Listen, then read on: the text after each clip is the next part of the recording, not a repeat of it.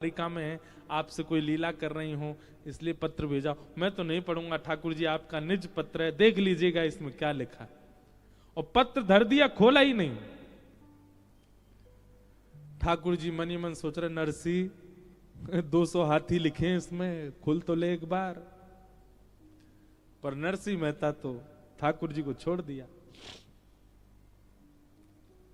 अब यहां सेठ जी ने कुछ दिन प्रतीक्षा करी कि नरसिंह मेहता संबंध तोड़ने का कुछ भाव और करेंगे, पर नरसिंह मेहता की तरफ से तो कोई प्रस्ताव ऐसा आया नहीं। सेठ जी ने बीच में एक बार किसी को भेजा, बोले जाके देख पूछ के आओ नरसिंह मेहता तैयारी कर रहा है क्या। तो कोई गया, जाकर बोला, बोले हम तुम्हारे बेटे का जहां संबंध हुआ वहीं से आए हैं, वो लोग पूछ रहे हैं सब तैयारी। हाँ सब तैयारी चल रही है महाराज, हम बारात लेके आएंगे, उनसे कह दीजिएगा, कोई चिंता की बात नहीं। उस व्यक्ति ने जाके कहा तो उनको, सेठ जी को विश्वास हो गया, जो जो हमने लिखा वैसी ही बारात आएगी।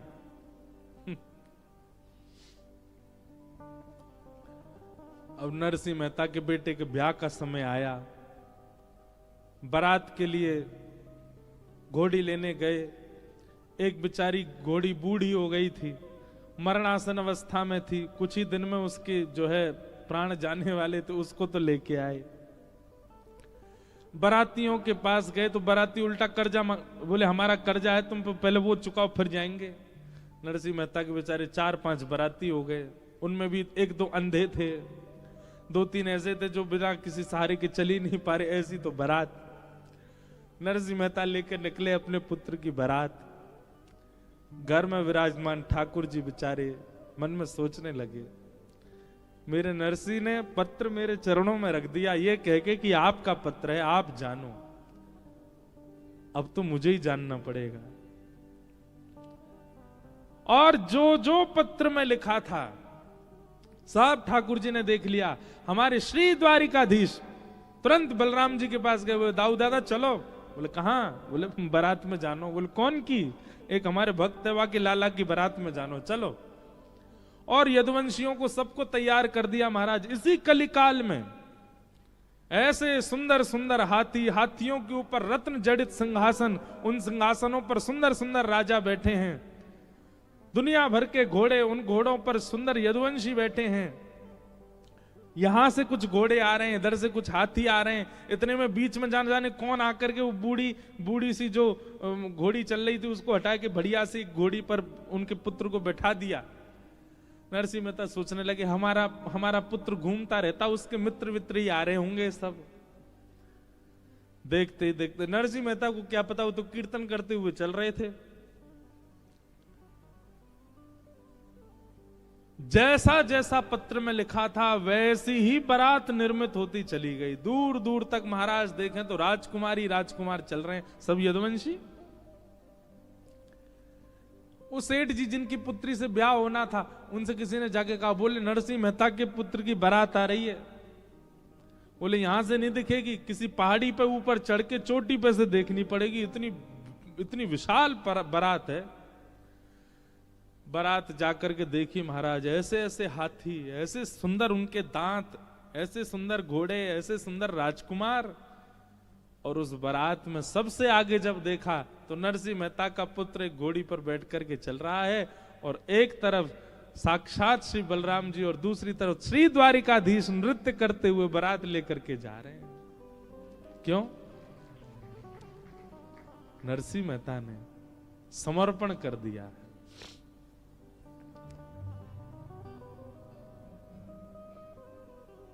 ठाकुर जी के मन को समझो, ये कथाओं के द्वारा क्या करना है, ठाकुर जी के व्यवहार को, ठाकुर जी के मन को, ठाकुर जी की स्थिति को समझ लो और वैसे बन जाओ। जो जो उनको प्रिय लगता है वो प्रिय वस्तु अपने चित्त में लाना प्रारंभ कर दो। जैसा व्यवहार उनको अच्छा लगता है वैसा व्यवहार करने लग जाओ। जो आहार उनको प्रिय लगता है वो आहार पाने लग जाओ। जैसा वस्त्र उनको प्रिय वैसे पहनने लग जाओ। ये कथाएं किस लिए होती हैं? ये पितृ मुक्ति के लिए, ग्रह शांति के लिए, व्यापार वर्धन के लिए। ये सब नहीं है, ये सब आप अपने कर्मों से कर सकते हैं। ये तो केवल भगवत प्राप्ति के लिए कथा है। और भगवत प्राप्ति कब होगी? जब जिससे संबंध बनाना, पहले उसको जान तो लो वो है कैसे। आज हमने क्या सीखा? ठाकुर जी को गुरु निष्ठा बहुत प्रिय है, तो अपने गुरु के प्रति निष्ठा प्रगाढ़ कर लो। दूसरा क्या देखा? ठाकुर जी को भोलापन, जैसा नरसिंह में है वो बहुत प्रिय है। भोले बन जाओ, सरल बन जाओ।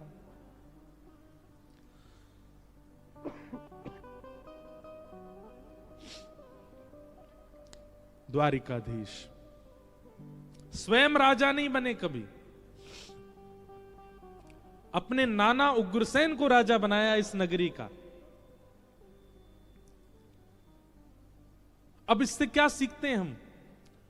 पदवी मिलने के बाद भी उस पदवी का त्याग करना, ये ठाकुर जी से सीखो। पदवी त्याग करने का मतलब क्या है? ठाकुर जी ने पदवी का त्याग करके कोई पूरा दायित्व डाल दिया हो उग्रसेन के ऊपर? नहीं, उग्रसेन केवल राजा बने बैठे हैं, राजाओं की सारी क्रिया ठाकुर जी करते हैं। मतलब पदवी को नहीं स्वीकार किया, पदवी पर जो श्रम करना चाहिए वो सारा श्रम ठाकुर जी ने किया। ऐसा वर्णन आता है कि द्वारिकाधीश रोज शाम को निकलते हैं, पूरी द्वारिका में भ्रमण करते हैं, और जब जाते हैं तो इतना प्रेम भर के, स्नेह भर के पूरी द्वारिका नगरी को देखते हैं कि उनकी दृष्टि मात्र से सब आनंद में आ जाते हैं, सब प्रसन्न होने लग जाते हैं। पूरी नगरी में भ्रमण करते हैं। ऐसे हमारे द्वारिकाधीश ग्रह के लिए समय, राज्य के लिए समय, मित्रों के लिए समय, संतों के लिए समय अलग से ही निकाल के रखते हैं। अपनी नित्य क्रिया के लिए समय। आज भी द्वारिकाधीश संध्योपासन करते हैं नित्य। इसलिए मैं कह रहा हूं, संसार में जितने भी गृहस्थाश्रमी हैं सबके लिए गुरु घर है द्वारिका। आओ, आकर के प्रणाम किया करो, और बस द्वारिकाधीश से यही मांगो कि हे द्वारिकाधीश, जैसे आप अपने संपूर्ण परिवार, परिजन, प्रियजन, संतजन, गुरुजन सबको संभाल लेते हैं, वैसी स्थिति हमारी बनाओ। ये द्वारिकाधीश से हम सीखें। तो ऐसे श्री द्वारिकाधीश हैं, राजाधिराज हैं, गौ ब्राह्मण प्रतिपालक हैं। इसलिए हम अपने सप्तनिधि वाले पद में गाते हैं, विप्रधेनु संतन के कारण रण छोड़ो ब्रजनाथ। विप्रधेनु संतन के कारण रण छोड़ो ब्रजनाथ। गाओ, विप्रधेनु संतन के कारण रण छोड़ो ब्रजनाथ। विप्रधेनु संतन के कारण रण छोड़ो ब्रजनाथ। ठाकुर जी ने रण क्यों छोड़ा? क्योंकि जरासंध ब्राह्मणों को अनुष्ठान पर बिठा करके आया है, और कहीं ना कहीं जरासंध ने यह भी कहा है कि अगर ठाकुर जी इस बार मुझसे नहीं हारे तो मैं गौ, ब्राह्मण, संत इनको मारना प्रारंभ कर दूंगा। ठाकुर जी ने मन में विचार किया कि गौ, ब्राह्मण, संत सबकी रक्षा हो, ऐसी क्रिया हमें करनी है। सबकी रक्षार्थ ठाकुर जी रण छोड़ के गए। विप्रधेनु संतन के कारण रण छोड़ो ब्रजनाथ। विप्रधेनु संतन के कारण रण छोड़ो ब्रजनाथ। कहाँ आए? गोमती तट द्वारवती पधारे। गोमती तट द्वारवती पधारे। गोमती तट द्वारवती पधारे। गोमती तट द्वारवती पधारे। कहलाए द्वारिका नाथ, वृंदावन मेरो वृंदावन। वृंदावन मेरो वृंदावन। देश वृंदावन मेरो वृंदावन। श्री वृंदावन मेरो वृंदावन। गोमती तट द्वारवती पधारे। गोमती तट द्वारवती पधारे। कहलाए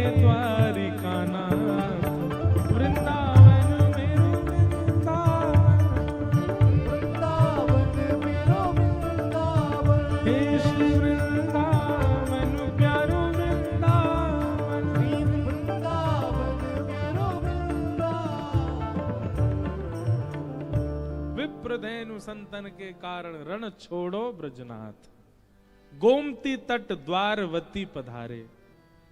शास्त्रों में द्वारिका का नाम द्वारावती, द्वारवती कहलाए द्वारिका हाथ। ठाकुर जी आए रण छोड़ करके और आकर के समुद्र नारायण भगवान से कहने लगे, हमको स्थान दे दीजिए अपना भवन बनाने के लिए, हम अपने यदुवंशियों के साथ यहां रहना चाहते हैं। समुद्र नारायण चरणों में गिर गए, बोले भगवान आप तो आज्ञा करो, आप आज्ञा कीजिए, आप निवेदन क्यों कर रहे हैं। पर यह ठाकुर जी का स्वभाव है, सबको मान देते हैं। समुद्र के तट पर भी आकर के समुद्र नारायण से कह रहे हैं कि आप हमको स्थान दो। भगवान चाहें तो भ्रगुटी टेढ़ी करके कहीं भी रह सकते हैं, पर नहीं, समुद्र नारायण आप हमको स्थान दीजिए। इसीलिए विष्णु सहस्त्र नाम में मान देना भगवान का एक नाम भी है, सबको मान देते हैं। समुद्र भगवान से कह रहे हैं हमको स्थान दे दो। और तब समुद्र के बीचों बीच एक स्थान प्रकट हुआ। तब विश्वकर्मा को भगवान ने आज्ञा की कि आप एक नगरी बनाओ। तो विश्वकर्मा जी ने कहा कैसी नगरी बनाए, कैसी चौखट हो, कैसी खिड़की हो, कैसे झूमर हो, बताओ इंटीरियर बताइए कैसा चाहिए आपको।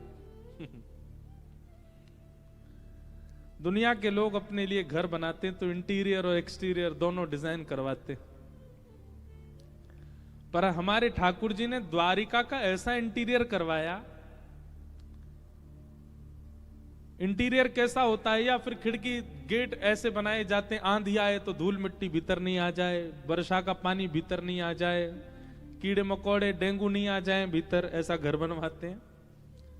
मुंबई में रहते हैं आप लोग, तो मुंबई में तो इतनी इतनी ऊंची बिल्डिंग होती है, फिर भी मच्छर पहुंच जाते हैं ऊपर। मच्छर भी वहां पर ऊंची उड़ान भरने वाले हैं, फिर भी डेंगू हो ही जाता है लोगों को। एक है हमारे प्रिय सज्जन, उन्होंने सबसे बड़ी बिल्डिंग में सबसे ऊपर वाले फ्लोर पर करोड़ों खर्चा करके घर लिया। तो हमारे पिताजी बोले आपने इतना ऊपर घर क्यों लिया? बोले महाराज जी मच्छर नहीं आएंगे इतने ऊपर, उनकी क्षमता नहीं इतनी ऊपर आने की। बेचारे 2 महीना बाद डेंगू हो गया उनको, हॉस्पिटलाइज्ड थे। पिताजी बोले कैसे हो गया? इतने ऊपर घर लिया था, पूरा जीवन की जमा पूंजी सब खर्च कर दी फ्लैट लेने में कि हमको मच्छर नहीं खा जाए, कहां से हो गया? जैसे जैसे कलयुग बढ़ता जा रहा है, कीड़े मकोड़े भी हाईटेक होते जा रहे हैं। ठाकुर जी से कहियो कि ऐसे बढ़िया वाले पंख लगाओ ठाकुर जी, चाहिए आसमान में पहुंच जाऊं, मुंह काट जाऊं। अरे एक बार तो फ्लाइट में मच्छर आ गया था, मैंने कहा बता, ये भी विदाउट टिकट वीजा ट्रेवल कर रहा है, यहां पे भी लोगों को मलेरिया मार रहा होगा। तो सब लोग अपना घर बनवाते हैं अपनी इच्छानुसार, पर सीखो। श्री द्वारिकाधीश जी विश्वकर्मा से कहते हैं ऐसी नगरी का निर्माण करो जहां कभी किसी दैत्य का आगमन ना हो। मथुरा में आक्रांताओं ने बहुत आक्रमण किया, दैत्यों ने आक्रमण किया, राक्षसों ने आक्रमण किया, पर ठाकुर जी ने ऐसे भवन का निर्माण करवाया कि जहां पर केवल या तो वैष्णव आमे, या तो केवल भक्त आमे, या तो केवल विप्र आमे, किसी भी दैत्य बुद्धि या दैत्य स्वभाव वाले व्यक्ति का प्रवेश ना हो, ऐसी नगरी बनाओ। घर ऐसा निर्माण कीजिए जहां वैष्णव ही आवे, जहां भक्त ही आवे। अगली बार घर का निर्माण ऐसा ही कीजिए, अब जब भी बनाओ, अब बन चुका हो तो कोई बात नहीं, जिसके आवरण को देख के, जिसके औरे को देख करके, जिसकी एंट्रेंस को देख के, जिसका द्वार देख के, जिसकी दहली देख करके वैष्णव प्रसन्न हो जाए और उनका बार बार आने का मन हो। लोग ऐसा घर बनाते हैं कि रिश्तेदार, नातेदार, मित्र, पार्टी करने वाले बार बार आवे, वो नहीं उसी के घर चलो, वहीं पे बढ़िया वाली पार्टी होती है। ऐसा नहीं, एक बार कोई वृंदावन से ब्रजवासी आ गए हो, एक बार कोई वैष्णव आ गए हो, एक बार कोई संत आ गए, तो वो बस नक्की कर दें अगली बार हम जब भी इस नगर में आएंगे रुकेंगे आपके यहाँ ही, तब समझो कि आपका घर बनाना सार्थक है। ठाकुर जी ने ऐसा ही बनाया, द्वारिका का निर्माण ऐसा ही किया है, श्रीमद् भागवत जी में लिखा है।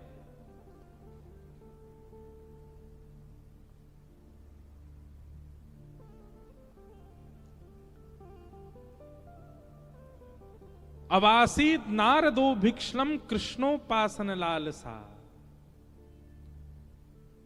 गोविंद भुज गुप्तायाम द्वारवत्वाम कुरुद्वह, अवासीत नारदो भिक्षणम कृष्णोपासन लालसा। नारद जी का नाम तो सबने सुना ही है। कहते हैं द्वारिका का निर्माण होने के बाद नारद जी फिर ब्रह्मलोक में नहीं रहते, नारद जी वैकुंठ में नहीं रहते, नारद जी किसी और तीर्थ में नहीं रहते, द्वारिका में ही रहते हैं बस। नारद जी हों, बड़े बड़े ऋषि हों, बड़े बड़े संत हों, बड़े बड़े महापुरुष हों, ये सब द्वारिका में ही रहते हैं। और क्यों रहते हैं? बोले द्वारिका में सबको इतना सुख मिलता है, सुबह उठते ही ठाकुर जी पांचजन्य शंख बजाते हैं तो ठाकुर जी के शंखनाद की ध्वनि मिलती है। जैसी ध्वनि आती है वो ध्वनि ऐसी लगती है मानो जैसे वृंदावन के किसी कुंज बीथन में ठाकुर जी वंशी बजा रहे हों।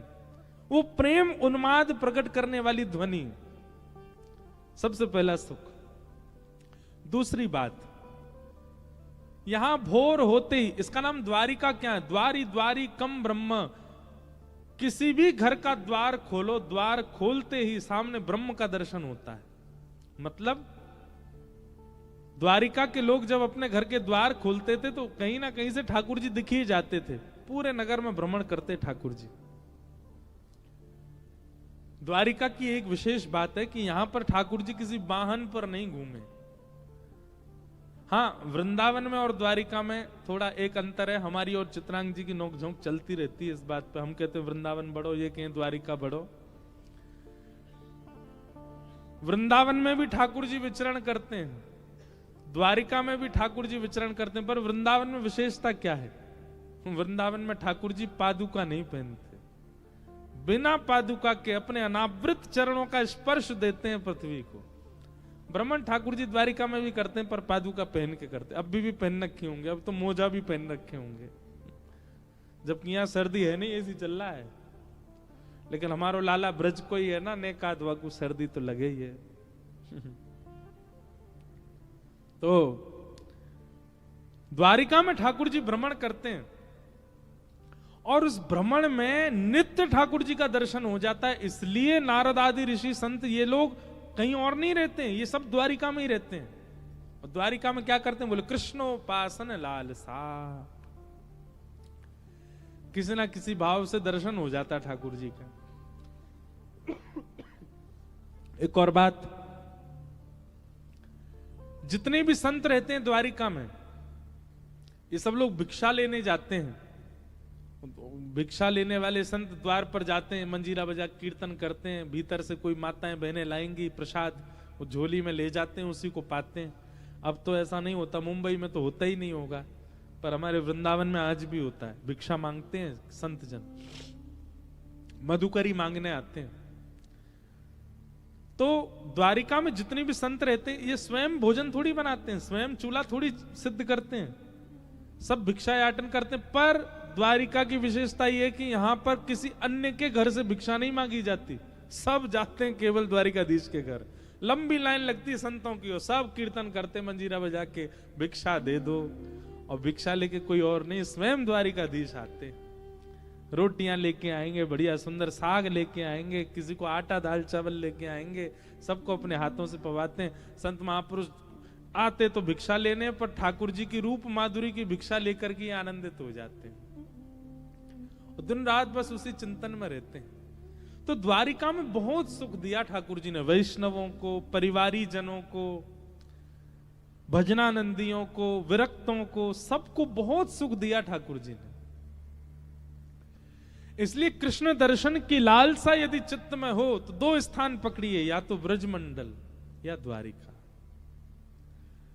आपको साधना सिद्ध करनी है तो आप बद्रीनाथ जाइए, आपको तप सिद्ध करना है तो बद्रीनाथ जाइए, आपको भजन सिद्ध करना है, आपको भोजन सिद्ध करना है तो आप जगन्नाथपुरी जाइए,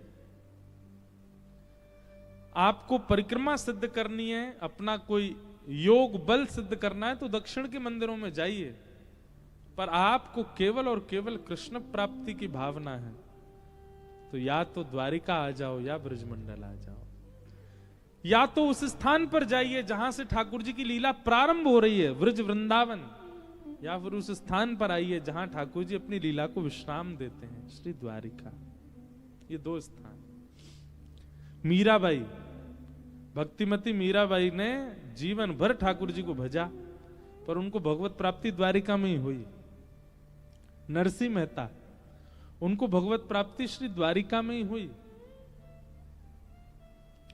कितने महापुरुषों के ऐसे नाम हैं जिनको द्वारिका में ही दर्शन हुआ है ठाकुर जी का, इसलिए द्वारिका अति श्रेष्ठ है। ऐसी द्वारिका को हम बारंबार प्रणाम करते हैं, बारंबार वंदन करते हैं। तो ये नित्य की द्वारिका के प्रसंगों से कुछ कुछ प्रसंग लीजिएगा और याद रखिएगा, उद्देश्य केवल प्रेम है, पुण्य नहीं। उद्देश्य केवल प्रेम है, तप नहीं। उद्देश्य केवल प्रेम है। उस प्रेम के भाव से ही आप कथा सुनिए, उस प्रेम के भाव से ही द्वारिका में रहिए।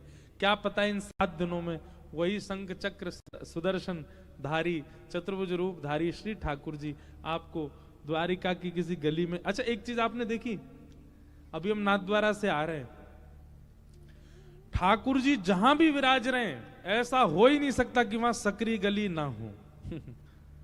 आप नाथद्वारा चले जाओ, वहां पे भी छोटी छोटी गली। आप द्वारिका आ जाओ, यहाँ पे भी छोटी छोटी, और देखो जहां पे भी ठाकुर जी विराज, गैया जरूर मिलेगी। डाकोर जी चले जाओ, वहां पे भी छोटी छोटी गली। द्वारिका में, डाकोर जी में, जगन्नाथपुरी में अब तो वहां बड़ी कर दी, पर फिर भी छोटी गलियां वहां पर भी हैं। ठाकुर जी चाहे जहां चले गए, पर उनको ब्रज का वह कुंज भाव बहुत प्रिय लगता है ना। कुंज मतलब जहां सूर्य की किरण स्पष्ट ना पाती हो, कुछ ना कुछ आड़े आ जाता हो, उसको कुंज कहते हैं। ठाकुर जी ऐसी कुंज सब जगह बनवा देते हैं। नाथद्वारा में बनी, द्वारिका में बनी, जगन्नाथपुरी में बनी, डाकोर जी में बनी, वृंदावन तो प्रसिद्ध है कुंज गलियों के लिए। जब यहां गत वर्ष ठाकुर जी का उत्सव हुआ तो ब्रज द्वारिका मिलन महोत्सव, तो उसमें मैंने ब्रज द्वारिका के कई भाव कहे। उसमें हमने एक भाव और कहा, यहां जो चतुर्भुज है ना ठाकुर जी का, इसमें 2 भुजा किशोरी जी की हैं और 2 भुजा ठाकुर जी की हैं। वैसे तो ठाकुर जी और श्री जी एक ही हैं। जो बाम अंग है किशोरी जी का, ठाकुर जी का, वो किशोरी जी हैं, और दाहिना अंग जो है वो ठाकुर जी हैं। पर द्वारिका में ठाकुर जी के ऊपर दायित्व बढ़ गया। पारिवारिक रक्षा, राष्ट्र रक्षा, श्री ठाकुर जी दोनों यहां विराज रहे हैं, कोई विलग नहीं है। तो ब्रज वृंदावन कहीं ना कहीं ठाकुर जी जहां भी जाते हैं वहां सब। और सबसे बड़ी बात, श्री जगन्नाथ रूप भले ही विराजमान है पश्चिम में, जगन्नाथपुरी पश्चिम हुआ कि पूर्व हुआ है? पूर्व हुआ ना, और ये पश्चिम हुआ। श्री जगन्नाथ जी भले ही विराजमान है पूर्व में, पर जगन्नाथ जी का प्रादुर्भाव स्थल श्री द्वारिका, द्वारिका में प्रकट हुए श्री जगन्नाथ जी। रोहिणी मैया ने ऐसी कथा सुनाई कि श्री ठाकुर जी का ही रूप प्रेम विगलित हो गया, और उस प्रेम विगलित रूप को जब नारद जी ने देखा तो नारद जी ने कहा, ना ठाकुर जी मुख पिघल गया, हाथ पिघल गए, चरण पिघल गए। तब ठाकुर जी ने कहा, नारद जी इस रूप को अपने चित्त में बसा लीजिए। ये रूप कलिकाल में एक धाम के रूप में श्री जगन्नाथपुरी में विराजमान होगा। इंद्रद्युम्न राजा पर कृपा करने के लिए मैं एक रूप धारण करूंगा, तब इसी रूप को वहां विराजमान करना। नहीं तो श्री जगन्नाथ भगवान का सबसे पहले वह रूप प्रकट कहां हुआ? द्वारिका में। अनेक महिमा है, अनेक बातें हैं श्री द्वारिका जी की, सब हम करेंगे, सब हम भाव रखेंगे। आज प्रथम दिवस है कथा का, महात्म के 1-2 श्लोक कहकर के फिर कथा को विराम दें। और कल से भैया 3 बजे से कथा को आप सब लोग आइएगा। हमारा तो एक भाव और था, हम हर बार द्वारिका आते हैं बंधे ही रह जाते हैं कथा के भाव में। पहली कथा करी तब भी हम बंधे रहे, फिर लाल जी का उत्सव किया तब भी निकल नहीं पाए। ऐसे एक भाव था कि इस बार कथा हम सुबह के सत्र में करें ताकि पूरे दिन डोलें, सब जगह जाएं, दर्शन करें, बेट द्वारिका जाएं, द्वारिका जी जाएं, नागेश्वर जाएं, एक दिन सोमनाथ भाग जाएं। पर अब जैसे बंग जी की और पूरे परिवार का मन होगा वैसे करेंगे। उनका मन होगा कि नहीं सुबह ही कर, शाम को करें तो शाम को करेंगे, फिर सुबह भागा करेंगे। पर रुकने वाले तो नहीं है इस बार। हमको द्वारिकाधीश जी का खूब सुंदर दर्शन करना है, सब जगह जाना है। तो जैसा क्रम रहेगा ये समय भी हमारे लिए उपयोगी है, सुबह वाला भी उपयोगी, जो आप लोगों को उचित लगेगा वैसा समय। लेकिन कल का समय 3 बजे से ही है, तो कल तो आप 3 बजे ही आना। फिर अगर कुछ परिवर्तन करना होगा तो हम बता देंगे। भगवान ने यहाँ पर कई बाल लीलाएं भी की हैं द्वारिका में, उन सब का भी उद्घाटन करेंगे कथाओं में। ठाकुर जी कभी कभी चोरी करवे को मन भयो है, ठाकुर जी ने रास विहार भी किया है, ठाकुर जी ने कई मधुर भावों को भी प्रकट किया है। अब आदत तो ब्रज की रहेगी, भले ही गुजरात में आ जाए बदल थोड़ी जाएंगे, भाव तो सब ब्रज के ही रहेंगे ठाकुर जी। भले ही गुजरात वाले, गुजरात में इतना मिष्ठान भोजन ही तब से प्रारंभ हो गया जब से ठाकुर जी आए यहाँ पे, जब से हमारे मीठे मीठे ठाकुर जी आए तब से यहाँ के सब प्रसादियों में मिष्ठान ही। अच्छा एक बात और बताएं, हमारे ठाकुर जी आए, अब थोड़ी न खिंचाई करें द्वारिका वालों की, वैसे तो एक ही बैठे हैं यहाँ पे। ठाकुर जी को इतनी याद आती वृंदावन की, सुबह बाल भोग में तो थोड़े से उदास बैठे रहते, राजभोग में तो थोड़े से उदास बैठे रहते, रात्रि ब्यारू भोग में भी उदास रहते। इसलिए गुजरात के लोगों ने सोचा इनको कैसे प्रसन्न किया जाए, इसलिए सब्जी में भी मीठा, दाल में भी मीठा, रोटी में भी मीठा, छाछ में भी मीठा, सब में मीठो मीठो डालो कि ठाकुर जी पिए तो नहीं प्रसन्न तो हो जाएंगे। तो ये मिष्ठान का जो प्रसाद में भाव आया ना, वो हमारे ठाकुर जी को प्रसन्न करने के लिए यदुवंशियों ने ये प्रकल्प किए, तभी से गुजरात में मीठा ही मीठा बनता है। और सब भाव से ठाकुर जी पाते हैं। तो ऐसी द्वारिका में आए हैं, आप नित्य आइएगा, ताकि नित्य द्वारिका का पहला महिमा मंडन होगा और फिर महिमा करने के बाद में फिर ब्रज की महिमा से उसको धो दिया जाएगा। यही तो आनंद है, यही तो सुख है। और कुछ तो करेंगे, हमारे द्वारिकाधीश आए हैं। मथुरा ना राजा थया चो, गोवाणों ने भूली गया छो, माने तो मनावी ले जो हे ओधा जी रे मारा वाला ने बढ़ीने के जो। जब ठाकुर जी ब्रज से आए तब गोपियां तो नहीं आई, ब्रज ग्वाला तो नहीं आए, तो उद्धव जी को भेजा, जाओ मना लाओ द्वारिकाधीश को। पर अब समय बदल गया है, अब ब्रजवासी खुद आया है मनाने के लिए, और अब द्वारिकाधीश को मना के तो जाए। बस माने भय तो हैं, रीझे भय तो हैं, पर अब गोपियों की पाती लेकर के उद्धव नहीं आ रहे हैं, अब तो स्वयं ब्रजवासी आ रहे हैं। तो 7 दिन हम तो अपने ठाकुर जी को मनाने ही आए हैं, ठाकुर जी को लाड करने ही आए हैं, ठाकुर जी को ब्रज की याद दिलाने ही आए हैं। और निश्चित है हमारे श्री द्वारिकाधीश जी रीझेंगे, मानेंगे, आनंदित होंगे। आप सब लोग, भले ही आप मुंबई से आए हो, कलकत्ता, हैदराबाद, जहां से भी आए हो, इन 7 दिनों के लिए आप सब लोग ब्रज का ही पक्ष लीजिएगा कि आप सब ब्रजवासी हो, और उसी भाव से दर्शन करने जाना। जो जो यहाँ के द्वारिका के तो वैष्णव सिद्ध हैं, कथा में कम आते हैं, पर जो जो बाहर के बैठे हैं यहाँ पर, आप सब लोग द्वारिकाधीश का दर्शन इसी भाव से करने जाना। हम सब ब्रजवासी हैं, और ठाकुर जी को मनाइएगा। ये लाला यशोदा मैया, राधा रानी, सब गोपियां आपकी बाट निहार रही हैं लाला। तेरी बाट निहारे राधा,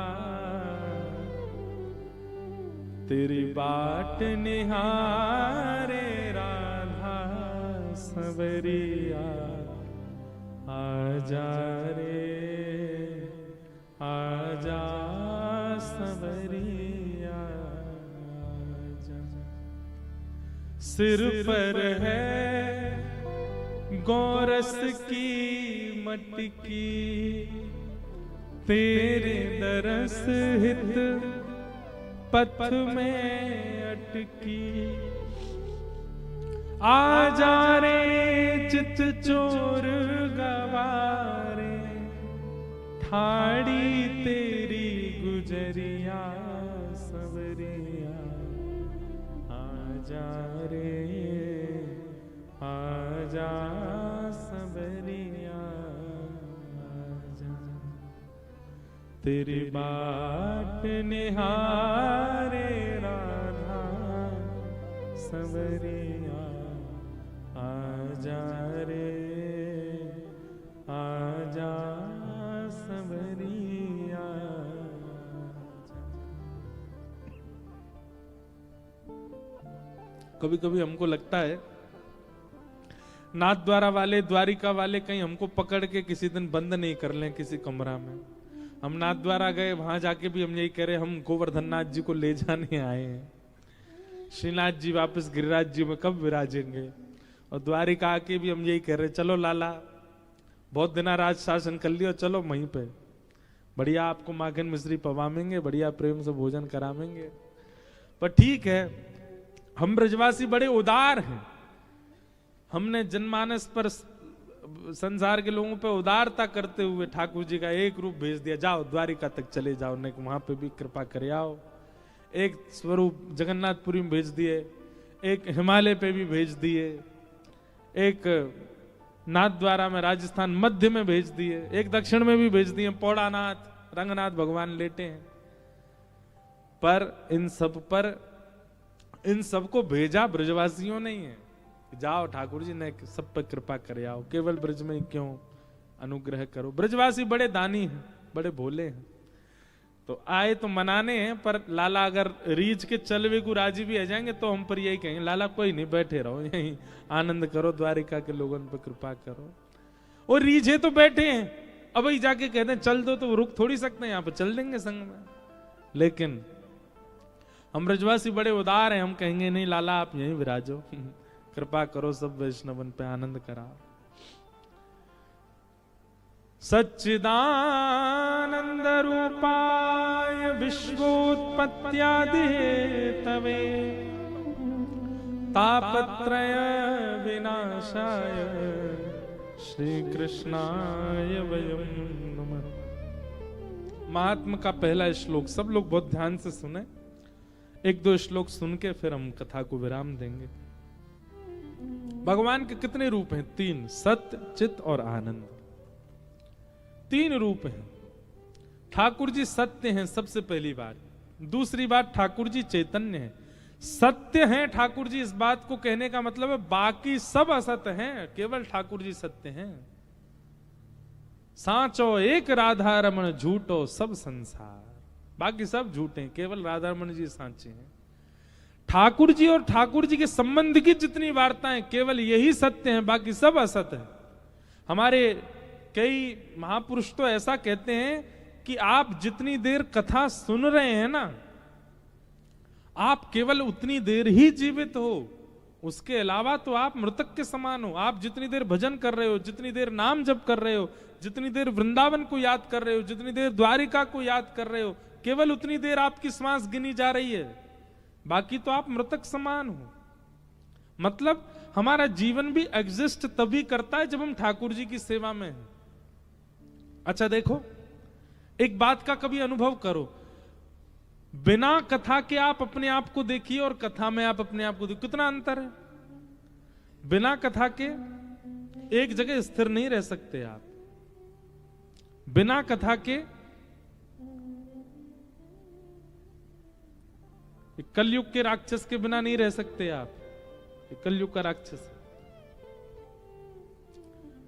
कई सारे ब्रांड आ गए हैं अब इसमें भी, ब्रांडेड राक्षस हैं कलयुग में। बताओ, सतयुग त्रेता द्वापर से कलयुग खतरनाक क्यों है ज्यादा, पता है? सतयुग त्रेता द्वापर में तो राक्षस आक्रमण करता है, लोग भागते हैं, पर कलयुग में व्यक्ति कमाई ही इसीलिए करता है कि हम राक्षस को जीवन में ला सकें, हमारे घर में राक्षस आ जाए। ये राक्षस ही तो है। तो इसके बिना आप रह सकते, पर नहीं, आपने पिछले 2 घंटे से फोन तो नहीं उठाया, बिना इसके रह रहे हो। 2024 में कितनी बार आपने फोन यूज नहीं किया, ये अपने आप से पूछिए। एक मैं अभी किसी का इंटरव्यू देख रहा था, उस व्यक्ति की वो बात पूरी दुनिया में इतनी प्रसिद्ध हो गई, क्यों? उसने पूरे दिन में कितनी देर फोन चलाया? 4 मिनट। कितनी देर? तो दुनिया के लोग आश्चर्य कर रहे थे, बोले कि भैया ये भगवान से कम नहीं है, इसने 4 ही मिनट फोन चलाया बस सुबह से। ये इतनी बड़ी आश्चर्य की बात हो गई है। फोन में स्क्रीन टाइमिंग आता है, आप कितनी देर फोन चलाते हो। उस टाइमिंग को देख करके कभी मन से पूछा कीजिए, इतनी देर हमने भगवत भजन किया होता तो ठाकुर जी मिल गए होते। इतनी टाइमिंग यदि ठाकुर जी को दे दी होती तो आज श्री द्वारिकाधीश हमको हृदय से लगा के बैठे होते। पर जिसको जितना समय ज्यादा दिया वही संग में लगा है। आज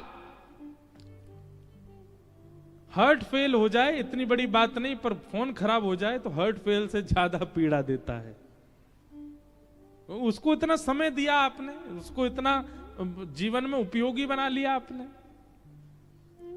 ठाकुर जी को सत्य मानने का मतलब है ठाकुर जी के संबंध के जितने भी भाव हैं उन सब में ही सत्य का अनुभव करना। आप कथा सुन रहे हैं, यही सत्य है। आप नाम जप कर रहे हैं, वही सत्य है। आप ठाकुर जी का दर्शन कर रहे हैं, वही सत्य है। आप किसी वैष्णव व्यक्ति के साथ में वैष्णव चर्चा कर रहे हैं, वही सत्य है। उसके अलावा आपने जितनी भी संसारिक क्रिया की, सब असत्य।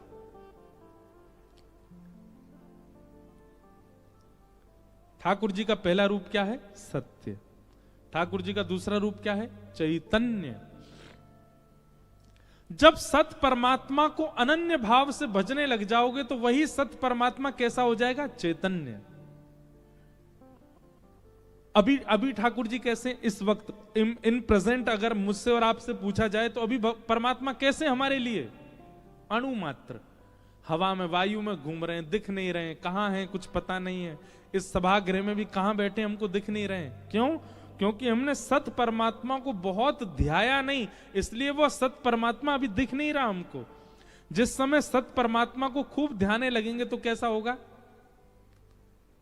हमारी ब्रज की गोपियां कह रही हैं, माई मेरे श्याम लगो संग डोले, श्याम लगो संग, श्याम लगो संग। मीराबाई का पद है, श्याम लगो संग डोले। अब देखो वो चित्र देखो मीराबाई का, ऐसा लग रहा है कि मीराबाई सा यही वाला पद गा रही है। क्या गा रही है मीराबाई? ये कन्हैया मेरे संग ही रहे पूरे दिन। मीराबाई बैठे बैठे कहने लगते, नहीं शांति रखो। अब सामने बैठा व्यक्ति कहता है, इनके बगल में कोई है तो नहीं, किससे बात कर रही है? पर मीराबाई अकेली नहीं, ठाकुर जी संग रहते हैं। मीराबाई कह रही हैं, जित जाऊं उत ठाड़ो ही पावे, जित जाऊं ठाड़ो ही पावे। मैं जहां भी जाऊं मुझको पहले तो ठाड़ो मिले वहां पे। ठाड़ो मतलब समझे ना, ऐसे ठाड़े मिले ठाकुर जी। मीराबाई कहें, अब तो मां छोड़ के आई, मुझे पहले यहां कैसे आ गए हो? जित जाऊं उत ठाड़ो ही पावे, जित जाऊं वाह ठाड़ो ही पावे। अच्छा मीराबाई क्या कह रही हैं? तो किसी ने मीराबाई से कहा, तो ठाड़ो मिले तेरे संग ही रहवे, तू बात मत करे कर बातें, तू मुंह फेर लेकर। तो मीराबाई कह रही हैं, मैं बात ना करूं तो कहा करे? बिना बुलाए बोले, बिना बुलाए बोले। मीराबाई क्या कह रही हैं? मैं बात ना करूं तो मेरे सामने ही चलतो रहेगा। अरे तू मत बोल क्यों ना रही, अरे तू कछु कह क्यों ना रही, अरे कछु तो बोल दे, अरे तू गूंगी है गई है, तेरे मुंह में कछु भर गो, तू बोल क्यों ना रही। इतनो बोला इतनो बोला इतनो बोले, मुंह बोलना ही पड़े। बिना बुलाए बोले, बिना बुलाए बोले, शाम लग्यो संग डोले, माई मेरे शाम लग्यो संग डोले। किसी ने कही, बोले तू बोले मत कर और तू देखे भी मत कर वाक्य, और जहां दिखे वहीं आंख बंद कर देकर। मीराबाई बोली, सुन, तू दुनिया के जितने काम कहेगी सब करने को तैयार हूं, पर ये नहीं कर सकती। क्यों? कहा करूं लोभी मेरे नैना, कहा करूं लोभी मेरे नैना। हरी तू बात ना करवे की कहेगी, वो कर लूंगी, ना करूंगी बात। तू कहेगी बाकी सुने मत, कानन में उंगली डाल लूंगी। लेकिन तू कहेगी कि आंख बंद कर ले वाकु देख करके, वो ना है सके। गोपियां श्रीमद् भागवत में कहती हैं, अक्षणवताम फलमिदम न परम विदाम। ठाकुर जी यदि सामने आ गए तो पलकें झपकना भूल जाएंगी, ऐसा रूप है उनका। मीराबाई कह रही हैं, कहा करूं लोभी मेरे नैना, कहा करूं लोभी मेरे नैना। हंस हंस घूंघट खोले, हंस हंस घूंघट खोले, श्याम लगो संग डोले, माही मेरे श्याम लगो संग डोले। ये क्या है? ये वही सत परमात्मा जब चैतन्य हो जाता है तो जित देखूं तित श्याम मई, आपको सब जगह अनुभव होने लग जाएगा। भैया हम आपको किसी और का उदाहरण देकर के कितना विश्वास जगाए, हम अपना उदाहरण दे रहे हैं, हम अपनी बातें बता रहे हैं। कल आज आप हमारे पंडित जी से पूछ लीजिए, इतने घनिष्ठता से पाठ कर रहे हैं जो आगे वाले, इनसे पूछ लो। आते ही मैंने क्या पूछा, मैंने कि अरे एक बात बताओ, कल रात में यहां क्या हुआ था? तो ये बोले क्या हुआ था मतलब? बोले लाल जी को सुलाया कहां था, लाल जी को पवाया क्या था, लाल जी का एसी तो नहीं चलाया था, लाल जी पंखा कितने नंबर पर चला था। अब ये सब बातें क्यों पूछी? कल पूरी रात मुझे नींद नहीं आई, मैं था मुंबई में, पर रात भर छटपटा रहा था, और छटपटाहट में कष्ट नहीं हो रहा था, अच्छा लग रहा था। बार बार नेत्र बंद करके ऐसा लग रहा लाल जी गले से लग रहे हो, लाल जी कंठ से लग गए हो, पर बार बार ऐसा अनुभव हो रहा था कि श्री ठाकुर जी सो नहीं रहे, इसीलिए मुझे नींद नहीं आ रही है। और अभी वो मिला नहीं है निष्कर्ष, पर निकालने पर कुछ ना कुछ तो निकल के आएगा। कल कुछ तो गड़बड़ी थी जिस वजह से मुझे नींद नहीं आई, क्योंकि लाल जी की सेवा में कोई कमी रही होगी। सेवा में कमी नहीं रही होगी, थोड़ी बहुत चूक तो सबसे हो जाती है। या तो झारी जी में जल नहीं रखा होगा, या ठाकुर जी को जहां सुलाया होगा वहां चद्दर के नीचे कछु सूखे पुष्प पड़े होंगे, चुभ रहे होंगे उनको। अब जब उनको नींद में दिक्कत होती है तो वो क्या करते हैं, अपने सेवक को उठाते हैं, बोले तू कैसे सो रहा हो, तू भी उठ, मोए नींद ना आ रही, तू कैसे सो जाएगा। हमारे द्वारिकाधीश में तो लीला करी हमारे लाल जी ने। पुजारी जी ले गए, यहाँ पे एक बार 3 दिन का सत्र हुआ था, तो चित्रांग जी बोले महाराज जी हमसे कि ठाकुर जी को दे दो, भीतर ही माई द्वारिकाधीश जी के संग पौड़ जाएंगे। मैंने कि कोविड का टाइम था। गाड़ी से आए थे हम वृंदावन से द्वारिका, खूब थक रहे थे, बीच में नाथ द्वारा दर्शन करते हुए आए। मैंने कि लाल जी बहुत थक रहे हैं। नहीं नहीं सुवाए दो ठाकुर जी के संग ही, आज द्वारिकाधीश के संग ही सोएंगे। अब ये ले गए रात में गर्भगृह में, हम तो जा नहीं सकते, बता दी ऐसे सेज लगा दियो, ऐसे सुबाई दियो भीतर। वहां द्वारिकाधीश जी की सेज लगी, बगल में श्री गिरधर लाल जी विराजे। और सुबह सुबह आपने किसी अन्य पुजारी जी थे जन कौन, उनके हाथ ठाकुर जी भिजवाए। बोले धरो अपने लाला को अपने पास ही, यहीं सुलाना अपने पास ही। बोले क्यों? बोले रात में स्वप्न में ऐसा अनुभव हो रहा द्वारिकाधीश जी से ही हाथ पांव दबा रहे हैं अपने। बोले मैं बहुत थक गया हूं, मेरे पांव दबाओ चलो मेरे हाथ दबाओ, मैं बहुत हार गया हूं, इतनी दूर से गाड़ी से चल के आया हूं। हमारे ठाकुर जी खूब अनुभव कराते हैं।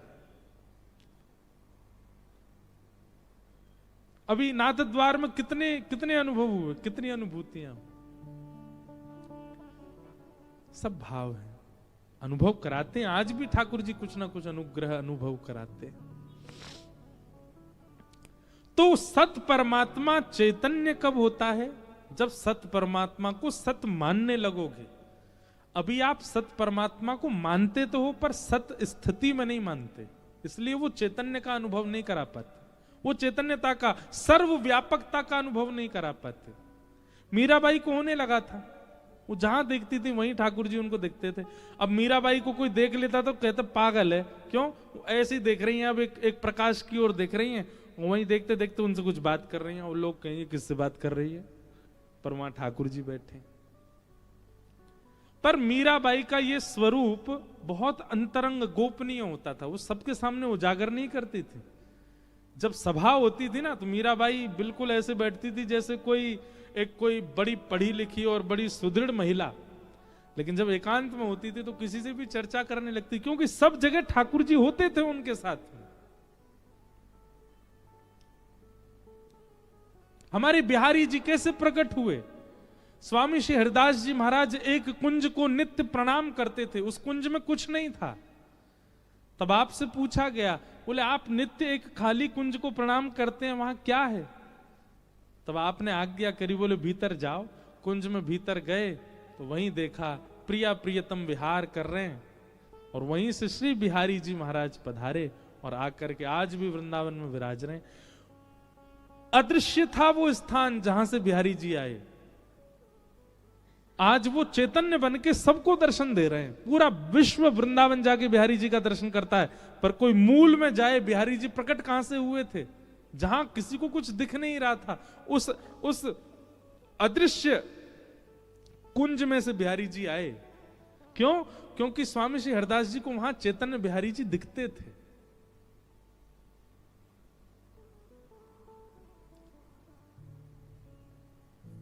सत्य परमात्मा को सत्य मानने लग जाओ, तब वही सत्य परमात्मा अपनी चैतन्यता का अनुभव कराने लगेगा। और जिस दिन चैतन्यता का अनुभव होने लग गया, उस दिन तीसरे रूप का अनुभव होगा, क्या? आनंद। फिर तो आनंद में ही रहोगे, फिर तो प्रसन्न रहोगे, फिर तो मस्ती में ही रहोगे, फिर तो झूमते ही रहोगे।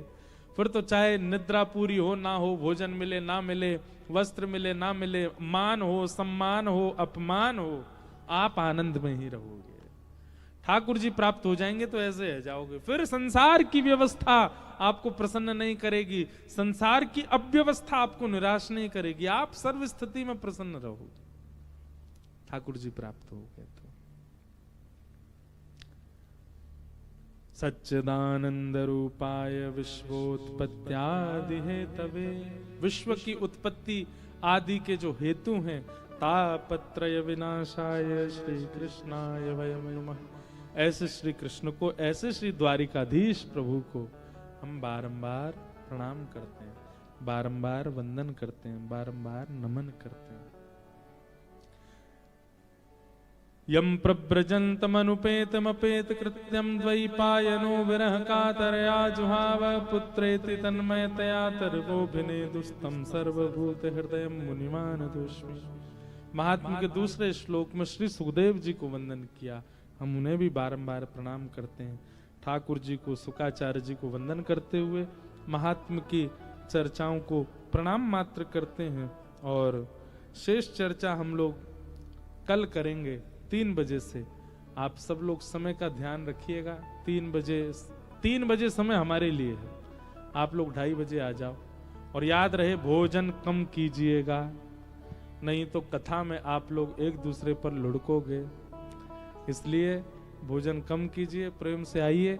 और हमसे रोज पूछा गया कि महाराज कथा का कुछ नाम लग दीजिए, कथा कुछ नाम, हमको तब तो आया नहीं, पर श्री द्वारिकेश लीलामृत इस कथा का नाम हम आज पहले दिन ही कर रहे हैं। श्री द्वारिका लीलाओं में क्या विशेष है और ब्रज का द्वारिका में जो परिवेश है, एक प्रकार से ब्रज द्वारिका मिलन ही है, उनका विशेष भाव यहाँ रखा जाएगा। भागवत जी के साथ साथ भक्त चरित्र और श्री द्वारिका लीला, इन पर हम चर्चा स्वच्छंद भाव से करेंगे। द्वारिकानो नाथ मारो राजा रण छोड़ छे, इन मन माया लगाई रे। द्वारिकानो नाथ मारो राजा रण छोड़ छे, करताल बजा के गाओ।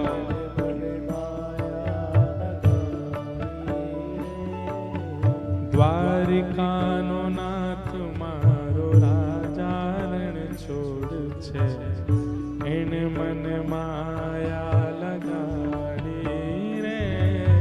द्वारिकानो नाथ मारो राजा रण छोड़ छे, इन मन माया लगाई रे।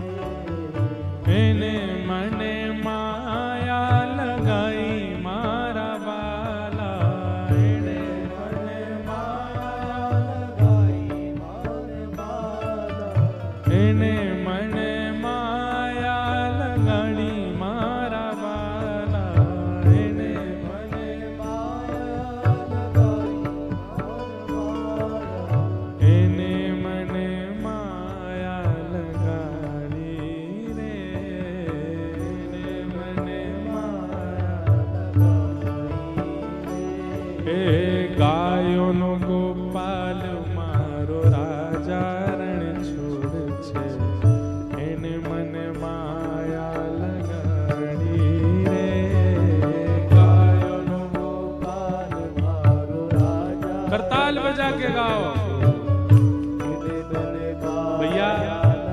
द्वारिकाधीश की नगरी में आए हो, कम से कम उनका यश गुणगान तो खूब भाव से उत्साह के साथ में गाओ। द्वारिकानो नाथ मारो राजा रण छोड़ छे, इन मन माया लगाड़ी रे।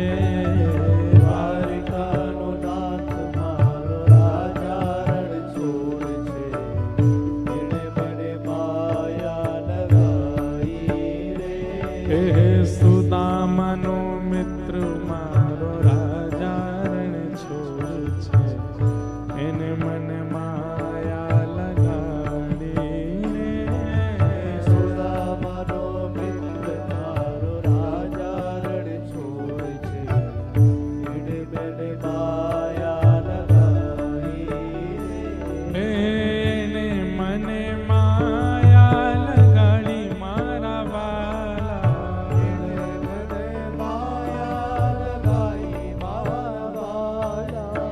इने मन माया लगाड़ी मारा बाला, इने माया लगाई मारा बाला, इने मन माया लगाई रे।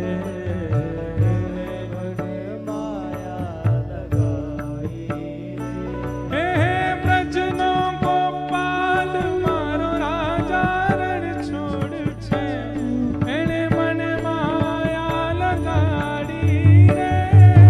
ब्रजनो गोपाल मारो राजा रण छोड़ छे, इने मन माया लगाड़ी रे। हे गायो नो गोपाल मारो राजा रण छोड़ छे, इने मन माया लगाड़ी रे।